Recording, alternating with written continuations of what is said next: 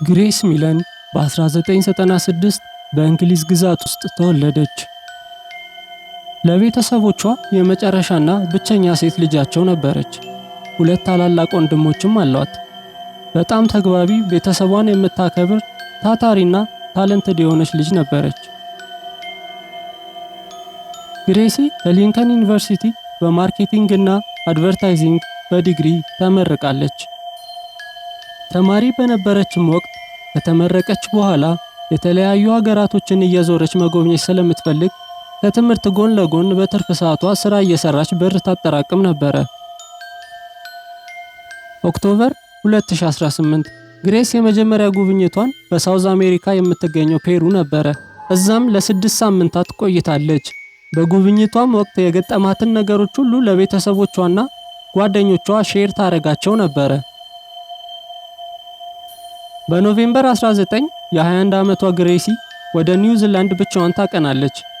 ከ11 ቀንም በኋላ ኦክላንድ ወደ ተባለ የኒውዚላንድ ከተማ ጉዞዋን ታደርጋለች። እዛም ከደረሰች በኋላ ሆቴል ታርፋለች። ቅዳሜ ጠዋት ነው፣ ዲሴምበር 1 2018። ግሬሲ ቲንደር በተባለ ፍቅረኛሞችን የሚያገናኝ አፕሊኬሽን የተዋወቀችውን ሰው ለማግኘት ጥቁር ቀሚስና ነጭ ነጠላ ጫማ እንዲሁም ትንሽዬ የእጅ ቦርሳ ይዛ ከሆቴሏ ትወጣለች። ግሬሲ ቲንደር ላይ የተዋወቀችውን ልጅ በመጀመሪያ ልታገኘው አላሰበችም ነበር። ነገር ግን ብዙ ሜሴጅ ከተጻጻፉ በኋላ ሻይ ቡና እንበል ብለው ይቀጣጠራሉ።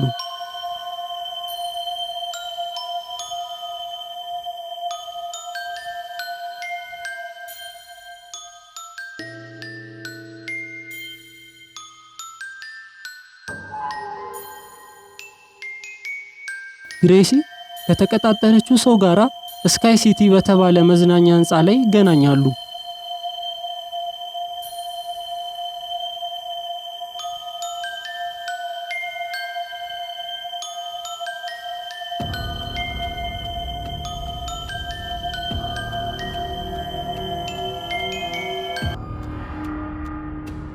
ግሬሲ እያንዳንዱን እንቅስቃሴዋን ለጓደኛዋ በሜሴጅ እየነገረቻት ነበር።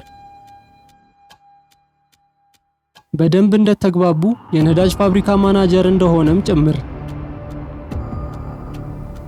የግሬሲ ምሽት ጥሩ ይመስላል። ከሰዓት በኋላ ብሉስቶን ሩም ወደ ተባለ ባር ይገባሉ። እዛም እየተዝናኑ ከቆይታ በኋላ የግሬስን ቦርሳ ሲበረብር ይታያል። በዛን ወቅት ግሬሲ ወደ ባኞ ቤት ሄዳ ነበረ። አሁን ከምሽቱ 3 ሰዓት ተኩል ሆኗል። ግሬሲና የቲንደር ጓደኛዋ ተቃቅፈው በመንገድ ዳር ሲሄዱ ይታያል። በማግስቱ እሁድ ዲሴምበር 2 የግሬሲ የ22 ዓመት የልደት ቀኗ ነው። ቤተሰቦቿና ጓደኞቿ እንኳን ተወለድሽ የሚል መልእክት ቢልኩላትም ሆነ ቢደውሉላት ግሬሲ ግን ያለ ወትሮዋ ጸጥ ብላለች። ምንም አይነት ነገርም ፖስት አላደረገችም። የተላኩላትን መልእክቶች አልመለሰችም። የዕለት ተዕለት ውሏን የምትመዘግበው ልጅ ዛሬ ግን ያለ ወትሯ በልደቷ ቀን ጸጥ ማለቷ ቤተሰቦቿን አስጨንቋል። ወላጆቿ ወዲያውኑ ለኦክላንድ ፖሊስ የግሬስን መጥፋት ያመለክታሉ። ፖሊሶቹም በተሰጣቸው መረጃ መሰረት ግሬስ ወዳረፈችበት ሆቴል በመሄድ ዲሴምበር 1 ማታ እንዳልተመለሰች ያረጋግጣሉ። በመጀመሪያ ፖሊሶቹ ምንም አይነት የከፋ ነገር የተፈጠረ አልመሰላቸውም። ምክንያቱም ሻንጣዎቿና ልብሶቿ እዛው ሆቴል ውስጥ ነበረ። ነገር ግን ቅዳሜ ማታ ግሬስ የት እንደነበረች ለማወቅ ለመርማሪዎች ቀላል ነበረ። ምክንያቱም በየቦታው የተገጠመው የሲሲቲቪ ካሜራዎች እያንዳንዱን ሰው እንቅስቃሴ ሪከርድ ማድረግ በመቻላቸው ነው። አብሯት በዛ ምሽት የነበረው ሚስጥራዊው የቲንደር ፍቅረኛዋ ማንነት ወዲያው ይታወቃል። ግሬሲ ከመጥፋቷ 1 ቀን አስቀድሞ ለመጨረሻ ጊዜ ፌስቡክ ላይ ፕሮፋይል ፒክቸር ቀይራለች። ከኮመንቱ ስርም ቢዩቲፉል ቬሪ ራዲያንት ወይም በአማርኛው ቆንጆ ነሽ በጣም አንጸባራቂ የሚል ኮመንት ነበረ። ኮመንቱም አድራጊው ራሱ የቲንደር ፍቅረኛዋ ነበረ። ይሄ ሰው ጄሲ ኬምፕሰን ይባላል። እዛው ኦክላንድ ሲቲ ላይፍ የተባለ ሆቴል ውስጥ ነዋሪ ነው። ነገር ግን ማን ነው ጄሲ ኬምፕሰን? የ26 ዓመቱ ጄሲ ኬምፕሰን ዊልስተን ነበር የተወለደው። እናትና አባቱ ከተለያዩ በኋላ የእድሜውን ግማሽ አያቱ ጋር ነበር ያሳለፈው። በቤተሰቦቹ ዙሪያ ብዙም አይታወቅም። የሚያውቁትም ሰዎች በጣም ውሸታምና አስመሳይ ሰው እንደሆነ ይናገራሉ። በዚህ ራሱ በፈጠረው የውሸት ዓለም ምክንያት ከስራውም ተባሮ ነበር።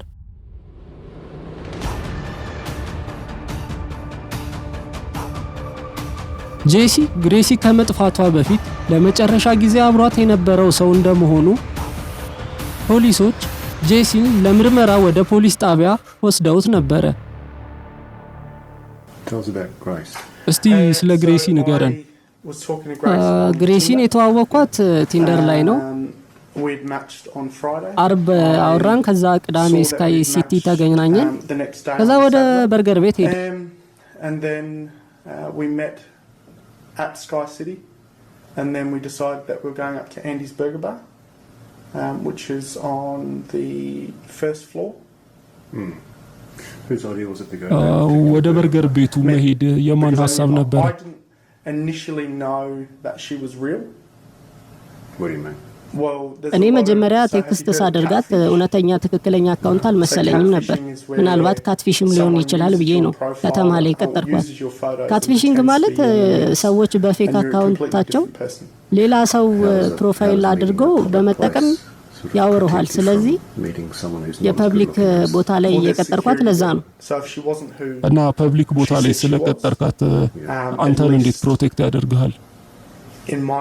በቃ ሴኩሪቲዎችም ስላሉ በዛ ጋራ የሆነ ነገር ቢፈጠር ያው ሰው ያለበት ቦታ ይሻላል፣ ሴፍ ነኝ ብዬ ስለማስብ ነው። አዎ እሷ ነች። እሷ ወደ ላይ ሄደች፣ እኔ አስፓልት ተሻግሬ ወደ ኩዊን ስትሪት ሄድኩ። የግሬሲ ደህንነቷ በጣም አሳስቦናል። የሆነ ሰው አንድ ነገር አድርጓት ሊሆን ይችላል። ተረዳኸኝ? ስለዚህ አንተ የዲኤንኤ ሳምፕል በመስጠት እኛን ትተባበረናለህ ማለት ነው። አዎ እስማማለሁ። ምንም ነገር ስላላደረኩኝ 100% እስማማለሁ።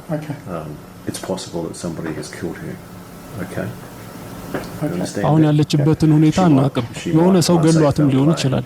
ገባ? Don't know if she's been murdered or not yet. She may be alive and well, but she might also be dead. Okay? And it could be that you've done it.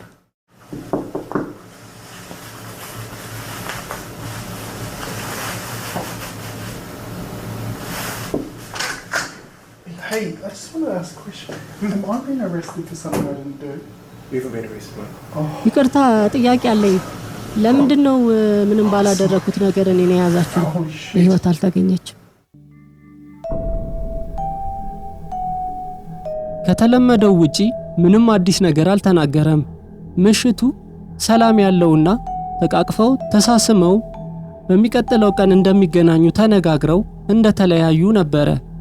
ከዛም በሚቀጥለው ቀን ሜሴጅ ባደርግላትም አትመልስልኝም፣ ቲንደር ላይም አንማች አድርጋኛለች ነው የሚለው።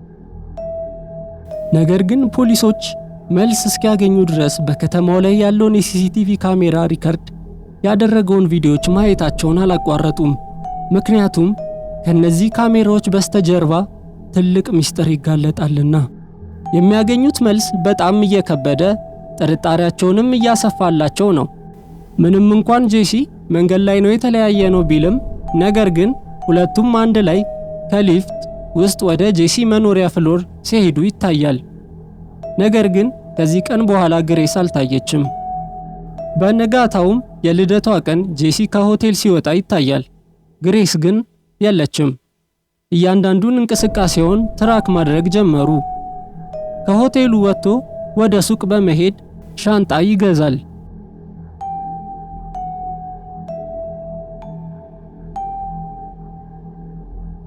ከዛም ለጽዳት የሚያገለግሉ ዕቃዎችን ይገዛል። ከዛም ወደ መኪና ማከራያ ካምፓኒ ይሄድና ቀይ ኮሮላ መኪና ይከራያል። ከሰዓታትም በኋላ ሌላ በቲንደር የተዋወቃትን ልጅ ያገኛታል። በነበራቸውም ቆይታ የጄሲ ወሬ አስፈሪ ነበረ። አብራው ለመሄድም አልፈቀደችም። ወደ ቤቷ ሄደች።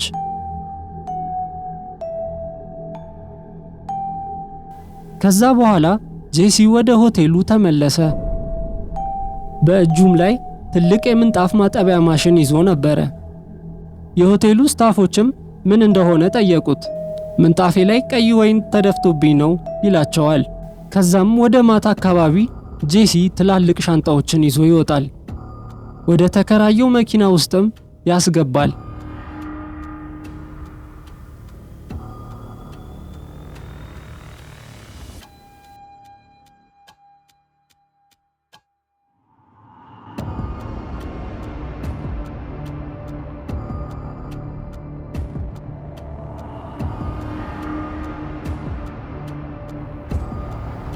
በነጋታው ጠዋት 1 ሰዓት ላይ ወደ ሱቅ ገብቶ አካፋ ሲገዛ ይታያል።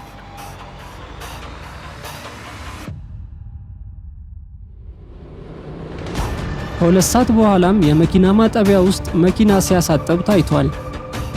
ከዛም የተከራየውን መኪና ይመልሳል። ዲሴምበር 5 ግሬስ በጠፋችበት ቀን የተለያዩ ሲሲቲቪ ካሜራዎችን ቼክ ሲያደርጉ ጄሲ ግሬሲ ይዛው የነበሩትን ዕቃዎች ቆሻሻ መጣያ ውስጥ ሲጥል ይታያል። ፖሊሶቹ ጄሲን ለማናገር ወደ ሆቴሉ ሄደው ይጠብቁታል። ጄሲ ወደ ሆቴሉ ሲመለስ ፖሊሶቹን ያያቸውና ባላየ ይመለሳል። ነገር ግን ፖሊሶቹ ተከታትለው ይይዙትና ወደ ምርመራ ክፍል ይዘውት ይሄዳሉ። የተቀሩት ፖሊሶች ደግሞ የጄሲን ክፍል ለማየት ይሄዳሉ።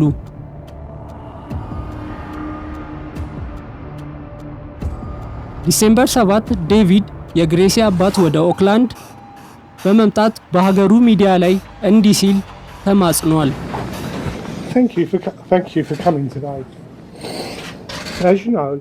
እኔ ዴቪድ የግሬሲ ሚለን አባት ነኝ። አመሰግናለሁ ስለመጣችሁ። እንደምታውቁት ግሬሲ ከጠፋች 7 ቀን ሆኗታል እና እኛ ቤተሰቦቿ በጣም ተጨናንቀናል። ግሬሲ በጣም የምትወደድ ደስ የምትል ጥሩ ልጅ ናት።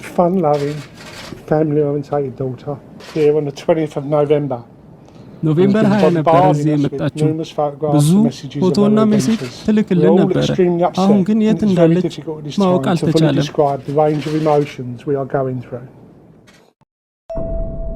ምርመራው እንደቀጠለ ነው። ፖሊሶች ስሙን በሚዲያ ላይ ባይናገሩም ተጠርጣሪ እንዳለ ግን ለሕዝቡ አሳውቀዋል። የተለያዩ መረጃዎችም እየወጡ ይገኛሉ። ዲሴምበር 8 እንደገና ወደ ፖሊስ ጣቢያ ጄሲ ለምርመራ ይጠራል። ነገር ግን ከዚህ በፊት ከሰጠው ቃል የተለየ ቃል ዛሬ ሰጥቷል። ስለዛ ቀን ማታ የተፈጠረውን ነገር ልትነግረን ትችላለህ? በመጀመሪያ ስለ 50 ሼድስ ኦፍ ግሬ በማውራት ጀመረች። ከዛ ሴክስ ማድረግ ጀመረን። መጀመሪያ ኖርማል ነበረ። ከዛ ግን ሞር ቫዮለንት ሴክስ እናድርግ አለችኝ። ከዛ መሬት ላይ ወደቅን። እጅህን ጉሮሮዬ ላይ አድርገው አለች። ከዛም ወደ ሻወር ቤት ሄድኩኝ። ሰክረን ስለነበረ የማስታውሰው ነገር ሻወር ውስጥ እንቅልፍ እንደወሰደኝ ነው። ከዛ ስነሳ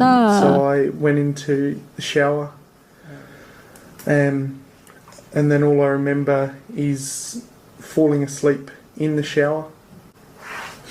I need to stop. I need to go. ጄሲ እንደተናገረው ከሆነ ጠዋት ከእንቅልፉ ሲነቃ ግሬሲ ሞታ ያገኛታል። ከዛም በጣም ደንግጦ ስለነበረ ሻንጣ ውስጥ ከከተታት በኋላ ወስዶ ይቀብራታል። I didn't know what to do. ምን ማድረግ እንዳለብኝ አላውቅም ነበር።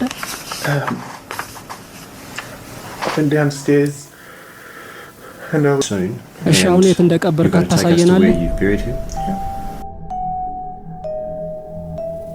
ፖሊሶቹ በተነገራቸው አድራሻ መሰረት ሄደው የግሬሲን ሬሳ ተቀብሮ ያገኛሉ።